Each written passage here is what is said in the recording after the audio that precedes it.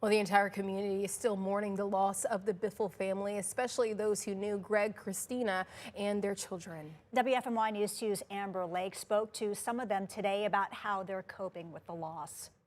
Inside NASCAR, tragedy travels fast. When news of the crash broke, phone calls and messages rippled through the community that knows each other by name. And many say this loss feels especially heavy.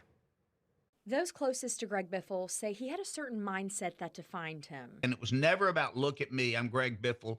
It's just, I need to be doing the right thing. That's what Biffle was known for, showing up quietly, giving without being asked, and helping simply because it was the right thing to do. Greg's legacy is almost about as much of his work that he did to help the people after Helene as what he did on the racetrack. And that's a pretty strong legacy in my mind. Now, a community built on travel and trust is left struggling with unimaginable loss and the painful reality of moving forward without him. You know, the biggest thing that I think that, and we've already seen it through social media and again through all the communications that many of us have had, is just reaching out to each other, being there for each other, being there for, for the families that have been affected. In the midst of that grief, they say Greg's greatest impact lives on in the way that he treated people, not as a star, but as someone who always made time. They met Greg and he stopped and took time with them. He didn't just sign something or brush them off. He engaged them in a conversation for a minute or two.